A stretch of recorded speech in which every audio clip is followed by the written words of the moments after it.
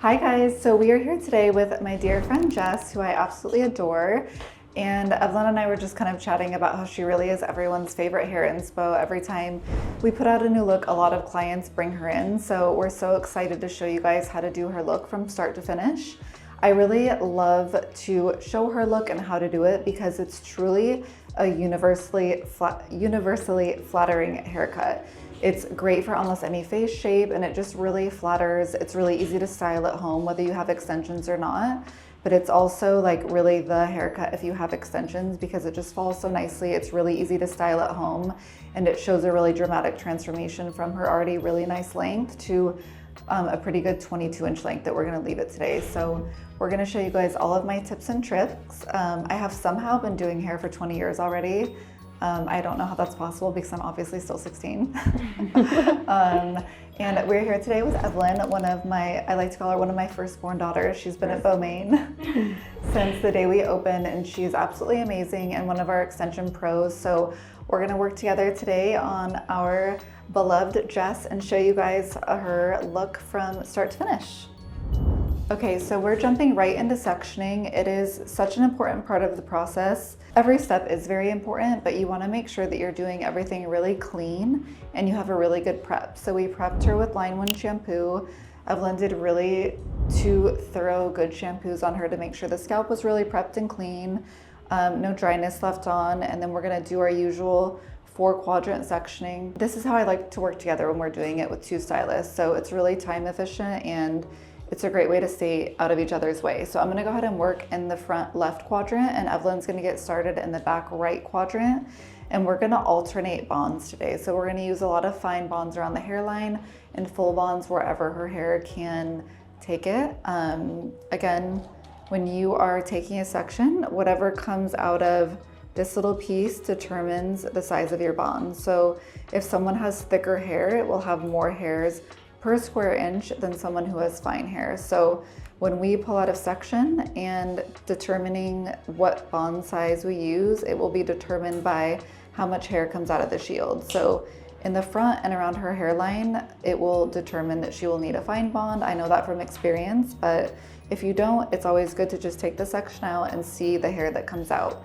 If you're ever unsure, I would always go with a fine bond versus a full bond, just to make sure that no damage is ever caused with the extensions.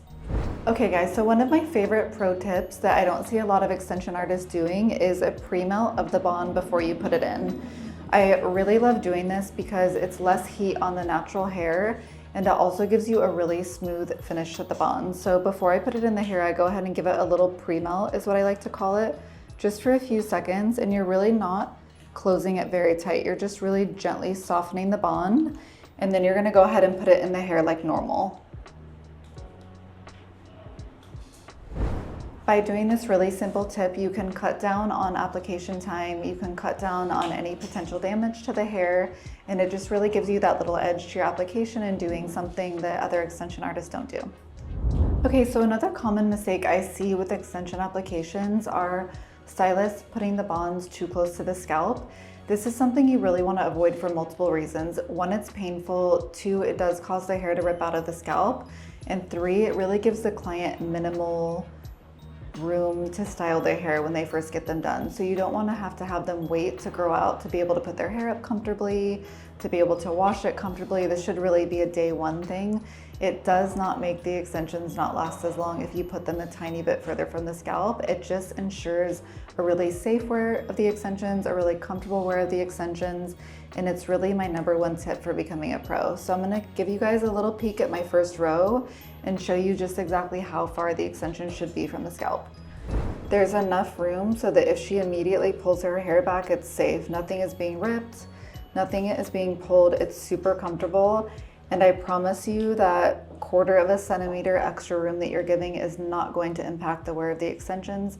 They're still going to last as long. They might even last longer because the bond is going to be adhering to that hair that is coming out of the section just as long, if not longer, because you're not ripping the hair out of the section by putting them too close.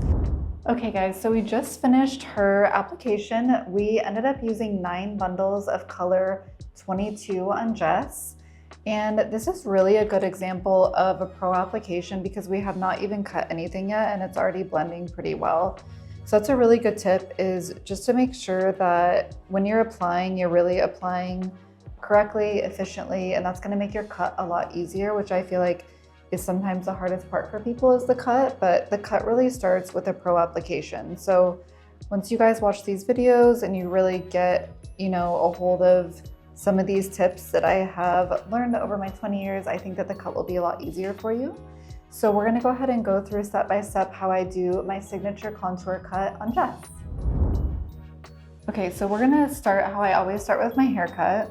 The haircut is always my favorite part, and when you do an application, it's just really important to take the time to really make sure that you finish it properly, which is the perfect haircut. So I'm gonna go through in the front left section, and I like to just hold up the front pieces like this so that I can really get a hold, so I can really get a sense of the first layer. So this is her natural hair right there. We're gonna let that drop out, and then we're just gonna make sure that we're layering it down really nice so that there's absolutely no trace that this could be extensions. You never want anyone to know that you're wearing extensions. You just want your hair to look extra amazing. So when I cut, I'm really gently sliding my thumb back and forth so that you can get a really gentle glide on the hair. It kind of looks like I'm using a razor. The way that I'm using the shears, I always find normal shears a lot easier to work with than a razor. And you always want to make sure that you're cutting the extensions on dry hair, never on wet hair.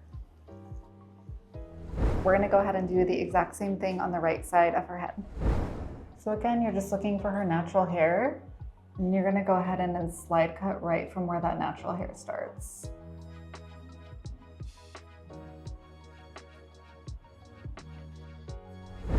We're going to finish Jessica today in a nice classic blowout look style. But you want to make sure that you can always wear your extensions straight. You should never feel like your clients have to curl their hair to make the haircut blend and make the hair blend with the extensions. That's what you're looking for, that you can't tell where the natural hair stops and where the extensions start.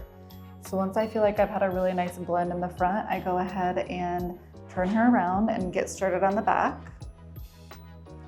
In the back, I work a little bit differently. We're just gonna pick up sections kind of like a pie slice in the back and then pull it out, and we're gonna work down on the layers first.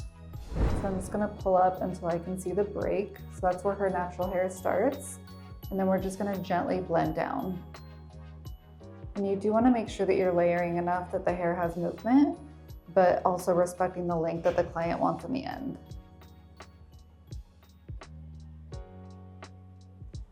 We're going to go ahead and do the section to the right, and then go ahead and do the last section. The cut really is that simple when you break it down. A lot of people can get lost in the cut and get a little bit overwhelmed, but if you just get a system down of how you're going to blend it, it actually makes the cut really enjoyable, really therapeutic. And again, it really is one of the most important parts in getting your application right, is the cut to blend everything in, so that no matter how your client styles it at home, how they wear their hair, whether they style it, dry it naturally, that you know for sure it's always gonna blend and your work is always gonna look seamless.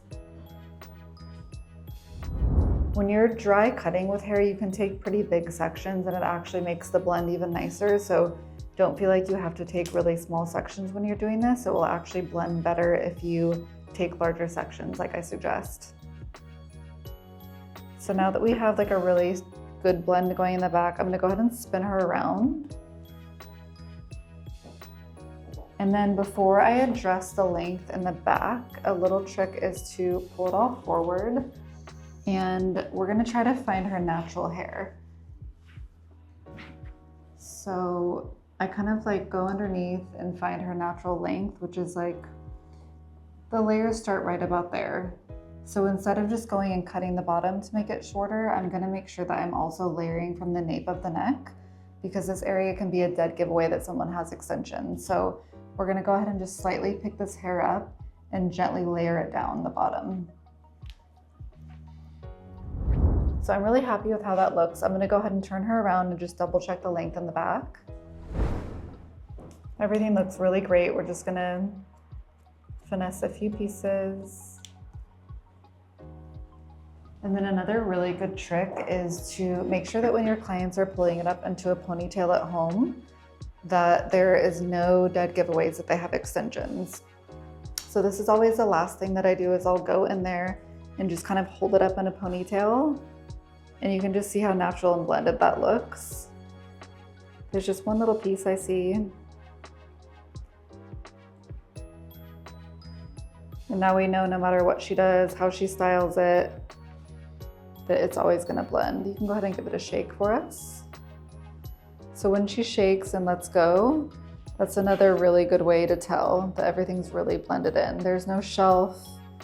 You can't tell any kind of demarcation of where the extensions start, which is really the goal. And we haven't even styled her. It hasn't been washed or anything yet. It's just raw in the hair. So as we wash it, as we style it, it's gonna get even more seamless, but this is a really beautiful base and really the expectation you should have when you're cutting. Okay, so when we are doing our favorite little faux blowout look, I like to start in the front, and instead of blow drying her out and styling her with a round brush and setting it, we're gonna kind of mimic that look with a curling iron.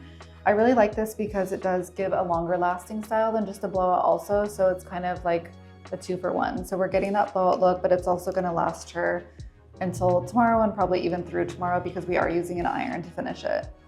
So with the extensions, like I said, they haven't been washed yet, so they've been flat ironed throughout the process. So we just really need to put a little bit of body back in them, even though they did look beautiful straight. Jessica likes more of like a bodyful look, so we're gonna go ahead and do that for her today. And then once I let go of the section, because we're not trying to curl her hair, we really are just trying to put some movement back in it, I like to let go and brush it out before I set it. And then I use my fingers kind of like as a guide. And I just wrap the hair around, kind of like you would like a big round brush, instead of kind of how tight you would do it if you were doing like a curly look. So the end result is gonna look like a natural blowout. Okay, so this is, after experience, my favorite way to achieve this look. Just 3 really simple vertical sections, and it really makes it lay my favorite way. So little shortcut for you guys. We're gonna go ahead and do the exact same thing on the right side and meet you back to show you how I section the back for this look. Okay, so we're gonna go ahead and start the back sections. Again, I really try to keep the sections big because we're just going for that blowout look. A really good tip is just to remember that you're really feeding the base of the hair into the iron and then pulling the ends around. So this is really where you're getting the most body put in the hair, which is exactly what we want. We don't want the ends too curly. We're just gonna hold it there for a second. Brush it out a bit. And then when you're forming the hair around your hands, you're really forming the shape that you want.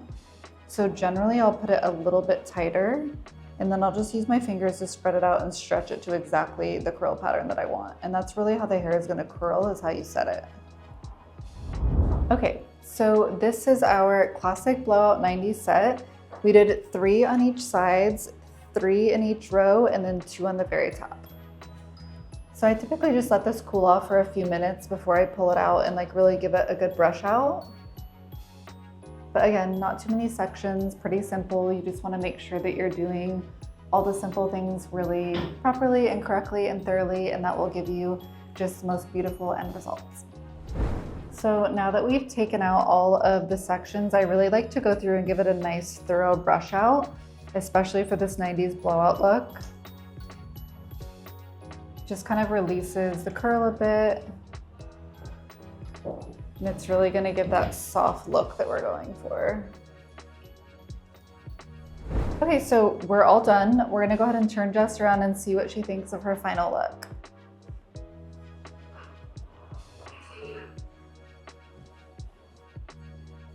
Oh my gosh. It's so gorgeous. It looks amazing. Wait, this looks really, really good. I love it. I'm so obsessed.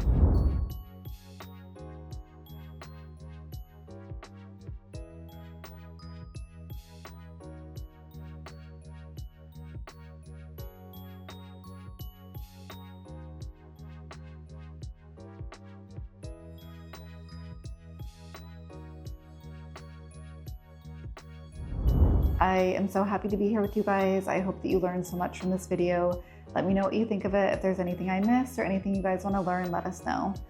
My name is Drea. I'm the owner and founder of Line 1 Hair, and this is little Josie today. She's been our behind the scenes gal, but she was ready to come out and have her on camera moment and say bye to you guys.